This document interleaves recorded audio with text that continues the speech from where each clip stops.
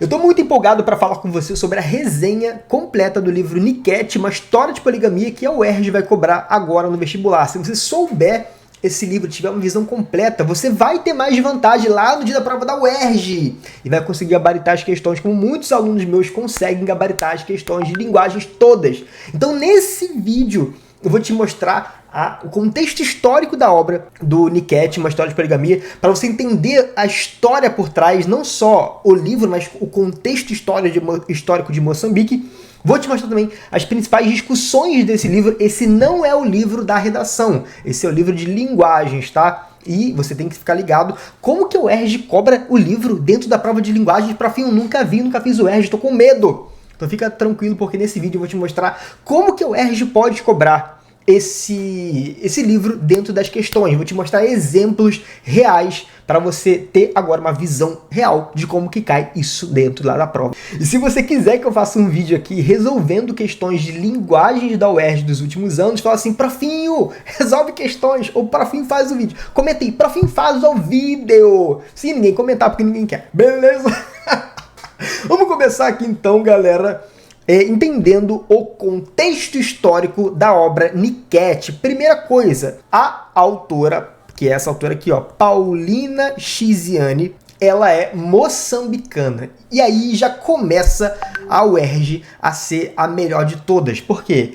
Porque diferentemente do que a gente aprende culturalmente na escola, a gente não costuma aprender literatura africana na escola. Então vem a UERJ e ela cobra literatura africana no vestibular. Para quê? Para forçar a mim e a você lermos literatura africana, que é fundamental.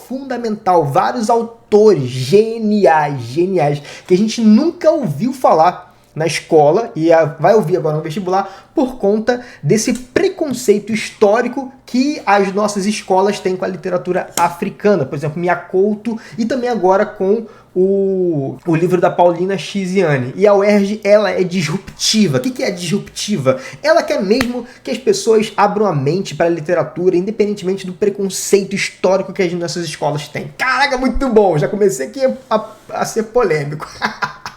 Muito lindo! Ó, Moçambique é o país da autora e é o país em que vai se passar a narrativa, ok?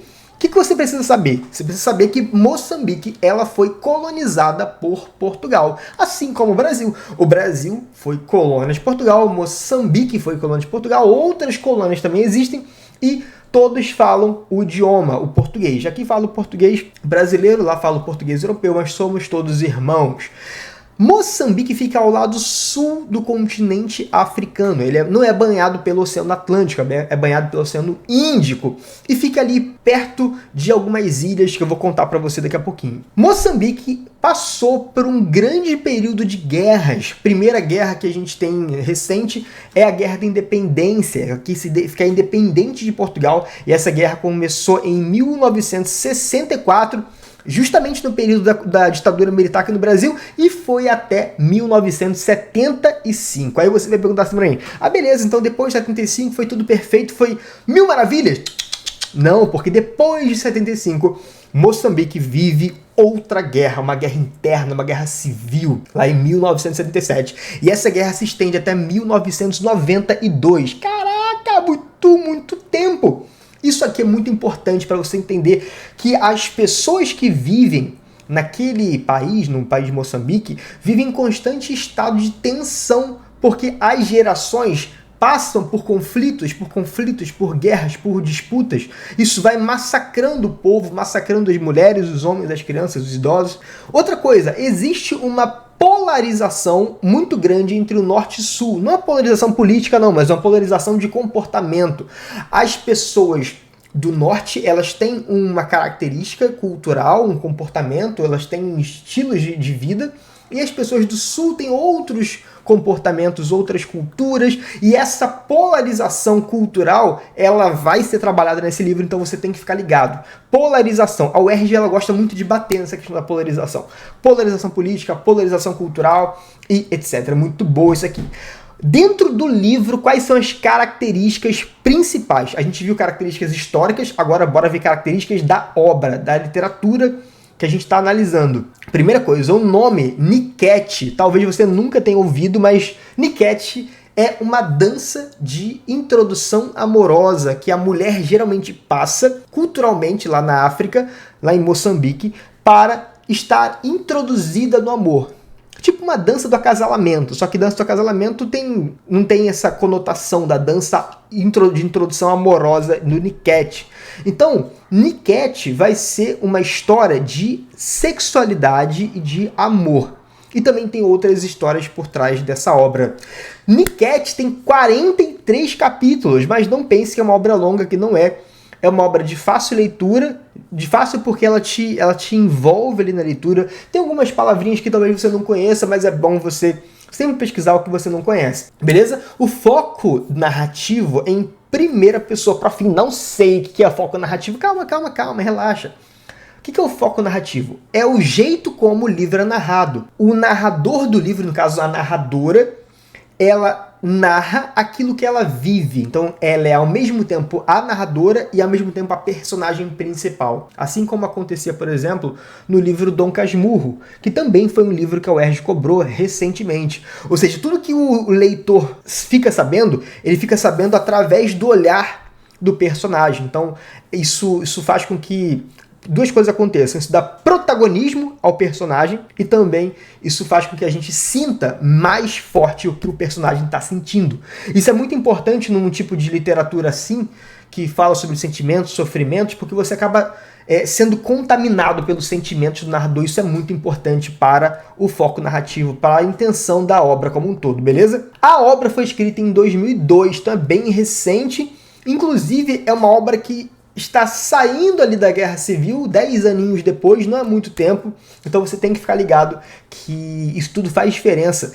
A obra ela vai estar contaminada com traços do pós-guerra, isso faz toda a diferença na tensão que os personagens sofrem ao longo do livro. E a narrativa acontece especificamente em Maputo, que é um lugar lá bem na ponta de Moçambique, na parte sul. Então aqui você consegue perceber o que eu estava te falando. Moçambique tem Moçambique é isso aqui, né? Toda essa parte aqui. Pá. Tem uma grande zona de litoral. E aqui eu tenho onde se passa a narrativa, que é em Maputo, onde a personagem principal mora. E aqui eu tenho a parte norte de Moçambique. Então é como se Moçambique tivesse dois lados. Tivesse o lado norte, que tem culturas, estilos de vida diferentes, e o lado sul, ok? É aí que eu estou te falando dessa polarização cultural bem interessante de ser percebida já no começo. E uma curiosidade, não sei se você sabe, mas Moçambique tem essa parte de Maputo, tem uma baía, Baía de Maputo. E essa Baía de Maputo também, ela dá lugar a uma ilha. Essa baía, né? Ela tem contato com uma ilha chamada Inhaca. Já ouviu falar dessa palavra Inhaca? Inhaca é a forma como a gente aprendeu a falar sobre coisas que tem muito cheiro ruim, que tem mau cheiro, que tem um odor muito ruim. Então essa palavra Inhaca que a gente tem hoje no português, ela pode ser um preconceito com a população que vivia nessa ilha. Para você entender que a nossa linguagem, a língua portuguesa, ela carrega alguns preconceitos e isso tudo tem a ver com a nossa forma de colonização. Muito bom. Então a UERJ ela já vai trazer isso, ela vai trazer toda a questão cultural, toda a questão da nossa... todas as nossas heranças de coisas ruins que a gente trouxe à colonização e vai criticar isso dentro da prova. A UERJ ela não vai perder a oportunidade de fazer você refletir sobre os padrões, sobre os preconceitos, sobre a linguagem, sobre tudo que está acontecendo. Beleza? Dentro da obra tem a personagem principal que chama Rami, Rosa Maria. A Rami é personagem protagonista dessa obra e ela é que narra. Então eu chamo de personagem narradora ou protagonista narradora. Ela cuida do lar. E ela é casada com o Tony, que é um comandante da polícia. O Tony, ele é tipo alto escalão da polícia moçambicana. General, comandante, brabo, manda e desmanda, faz chover. E só que o Tony, ele não fica muito em casa, porque ele diz que tem muitas tarefas, diz que a polícia toma muito tempo dele. Fica ligado porque daqui a pouquinho eu vou pegar alguns fragmentos dessa obra, vou ler com você e vou te fazer analisar essa obra literalmente dentro do livro. E outra coisa, vou te mostrar também outros livros que tem muito a ver com essa obra que a gente está falando agora, né, que é o Niket, e vou te mostrar também questões que a UERJ pode cobrar, do jeitinho como a UERJ cobra questões. Vou te mostrar, então fica até o final, porque tá valendo muito a pena para você. Ó, no começo da narrativa, a Rami ouve um barulho de bomba, e ela fica assustada, porque ela fala assim, cara, voltamos a sofrer mais um conflito, estamos de volta na guerra, e ela fica naquela tensão. A Rami, ela viveu a guerra civil de Moçambique. E ela fica sempre naquela tensão de a guerra tá voltando ou não. Tu imagina os povos lá da Ucrânia? Você acha que amanhã, se Deus quiser, acabando a guerra da Ucrânia e da Rússia, no dia seguinte, na semana seguinte, a população vai estar totalmente curada desse trauma? Ou será que esse trauma vai se estender ainda por alguns 5, 6, 10 anos, até mais? Os traumas, eles vão continuar. Então a população ainda vai continuar revivendo aquilo. Então, um barulhozinho aleatório já pode despertar um gatilho desse estresse pós-traumático da guerra. Só que esse barulho que a Rami ouve, na verdade não era bomba, era o filho dela, quebrou o vidro do carro. Quebrou o vidro do carro. O dono do carro vai procurar o pai da criança. Cadê o pai dessa criança aí para eu tirar a satisfação, para ele pagar o prejuízo que eu tive com o carro? Só que o pai está ausente. O pai sempre é ausente, que é o Tony. Então quem assume ali a situação é a Rami, só que não era comum, porque o comum na narrativa é o padrão do estereótipo do homem provedor, do homem que resolve, do homem que faz acontecer, do homem que toma iniciativa. A mulher fica sempre na passividade. Acaba que a Rami sai de casa e toma a rédea da situação e fala assim, ó, meu marido saiu, meu marido não está em casa, porque ele trabalha, ele é um policial, comanda lá a polícia de Moçambique e tal, vou resolver aqui. E aí ela acaba resolvendo a situação ali e deixa passar. Vem as vizinhas dela e fala assim, é verdade, o Tony trabalha muito, é que nem aqui em casa, fico sempre sozinha, meu marido trabalha muito, quase não aparece em casa. E aí a Rami toma a rédea da situação e ela fala que vou punir o meu filho. Olha no olho do filho dela e fala assim, eu vou ter que punir você porque você cometeu uma atitude muito ruim. E aí ela narra, né, que a criança começou a se mijar nas calças, começou a fazer xixi nas calças, de medo dela. Na verdade, a criança estava com uma incontinência urinária e aí por isso a criança começou a fazer xixi ali nas calças. E ela olha pro filho dela e fala assim, você é homem e homem não pode se mijar de medo nas calças. Você é homem, tem que tomar rédea, você tem que ter atitude, já começar desde criança a saber que homem não faz xixi nas calças de medo. Então isso já mostra pra gente que ela traz no imaginário dela essa questão de que o homem é aquele que é o provedor, aquele que é o centro das decisões e não pode ter medo, não pode ter dor, não pode chorar, não pode ter angústia. E a mulher, ela fica em casa cuidando da família. Então esse é o estereótipo que começa já no primeiro capítulo a se mostrar pra gente nessa obra. Dentro da prova da UERJ, 3 coisas podem ser cobradas. A UERJ pode cobrar o livro de 3 formas. Ela pode cobrar o conteúdo do livro, ou seja, ela pode perguntar o que aconteceu no primeiro capítulo. O primeiro capítulo é marcado pela... Pode acontecer isso, nunca vi isso acontecer com frequência, não costumo ver isso acontecer com frequência. Mas pode acontecer, ela pode pegar uma análise do conteúdo do livro. A UERJ também pode cobrar a análise dos recursos expressivos do texto. Ou seja, ela pode pegar um fragmento do texto, um pedaço, e analisar ali qual que é a figura de linguagem, qual que é a função da linguagem, qual que é a interpretação de alguma metáfora. E a UERJ pode analisar a forma do texto. Pode pegar um fragmento do livro e falar qual que é o pronome que se refere à palavra X. Então essa é a forma. Você entende o que é a diferença de forma para conteúdo? Forma é a frase, a gramática, a estrutura sintática do livro. Então ela pode usar o livro apenas para pegar a estrutura sintática. Então aqui tem um livro, aí ela vai pegar um pedacinho do texto e vai dizer o pronome que se refere ao tal, ou então o valor semântico dessa frase. Só isso, essa é a forma do texto, é o esqueleto, entendeu? E ela também pode cobrar o conteúdo, a análise do que está escrito, qual que foi o sentimento da autora, qual que foi a interpretação que o narrador trouxe naquele fragmento. Então, são essas 3 formas de cobrar. Vamos ver aqui, vou te dar um exemplo que eu montei de 3 questões. E nessas 3 questões eu vou te mostrar como que a UERJ pode cobrar o livro dentro do vestibular. Imagina só que o texto da prova da UERJ que você vai fazer agora em dezembro começa assim, ó: um desfile de mulheres vem ao meu encontro, consola-me. Dona Rami, as crianças são assim. Elas falam das crianças e duvidam o partido. Elas falam também dos maridos ausentes que nem cuidam dos filhos. Então aqui eu estou pegando um fragmento dessa cena em que a criança quebra o vidro do carro e a Rami tem que resolver. Esta falta de ordem é falta de homem nessa casa. Isso aqui é muito forte, né? Falta de ordem é falta de homem. Isso aí é a Rami falando. Você consegue perceber então um preconceito cultural enraizado na mente e no comportamento, na fala da Rami. O Tony é o culpado disso tudo, sempre ausente. Primeiro, foi uma noite de ausência. Depois, outra e mais outra. Tornou-se hábito. E ele diz-me que faz turnos à noite, que supervisa o trabalho de todos os polícias, pois é quando a noite cai que os ladrões atacam. Faço de contas que acredito nele. Mas os passos dos homens são rastros de caracol, que não se escondem.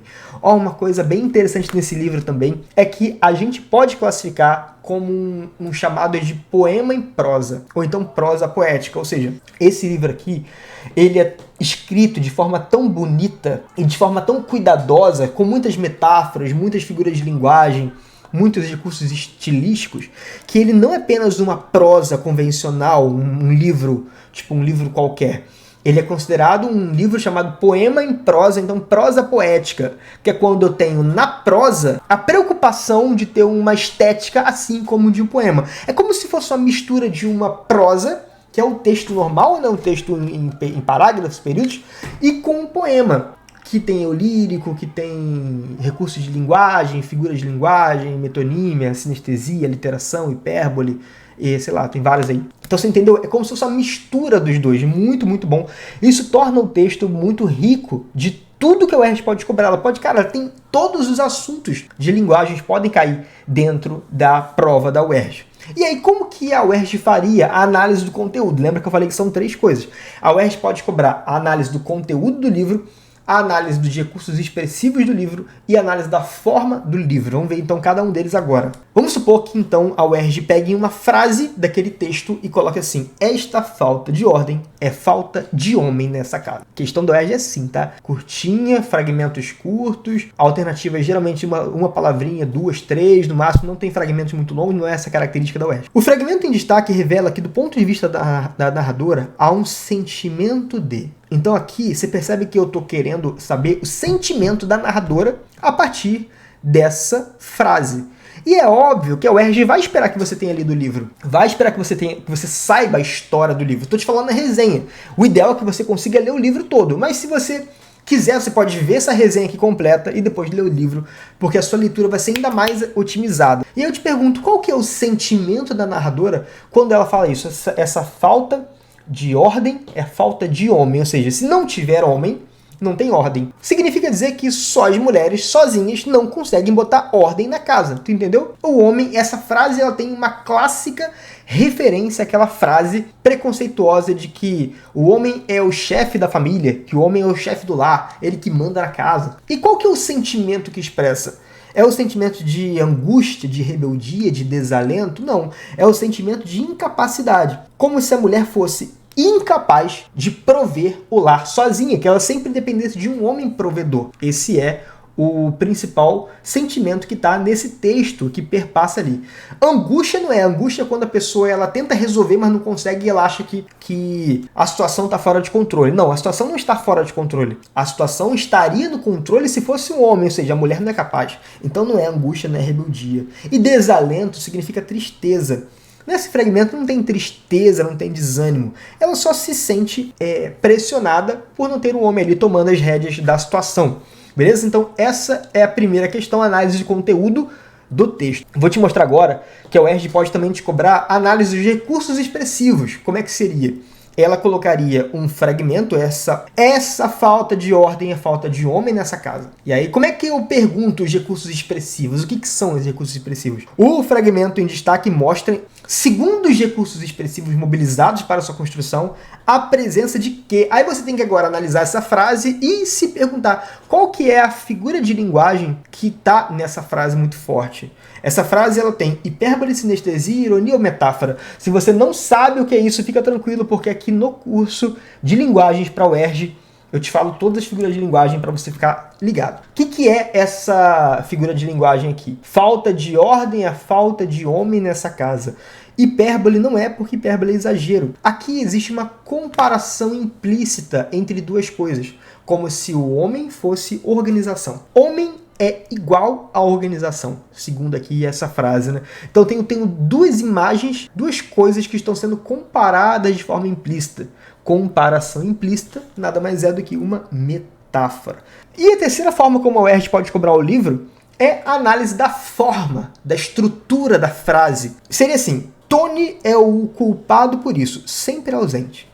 Entre as duas frases presentes no enunciado, existe uma relação semântica implícita de que? Ai, prof, entendi nada. Relaxa que isso aqui é muito comum de cair na UERJ. A UERJ gosta muito desse tipo de questão. Ela pede que você pegue a primeira frase, que você pegue a segunda frase e perceba qual que é o valor semântico entre elas. Tony é o culpado disso, sempre ausente. A relação é de explicação. O sempre ausente é explicação da culpa. Sempre ausente é oposição da culpa. Sempre ausente é condição da culpa. Ou sempre ausente é consequência da culpa. Não, então por quê? O Tony é culpado disso tudo por quê? Porque ele está sempre ausente. Então você percebe que eu consigo botar um porquê aqui. E quando eu boto um porquê, o que eu estou fazendo? Explicação. A frase sempre ausente é uma explicação do motivo pelo qual ele é culpado. Então é por isso que o gabarito dessa questão vai ser letra A, beleza? Então você já viu aqui como é que o UERJ pode cobrar o livro. Vou tomar uma água agora e daqui a pouco a gente volta para continuar analisando a resenha completa aqui no nosso curso Linguagens para o UERJ. Muito lindo, caraca! Se liga, essa aula que você acabou de ver foi a primeira aula do meu curso de Linguagens para o UERJ, que eu resolvi colocar aqui aberta para todo mundo ter acesso a ver como é que é o curso de linguagens por dentro. Se você quer ser meu aluno UERJ, então eu vou deixar aqui na primeira descrição do vídeo o meu curso de Linguagens para o UERJ. E se você quiser o curso, o treinamento completo, entra na Masterclass UERJ, porque tá linda demais e vai te ajudar muito a conseguir notão, tanto na redação quanto na prova de linguagem, beleza? Beijo!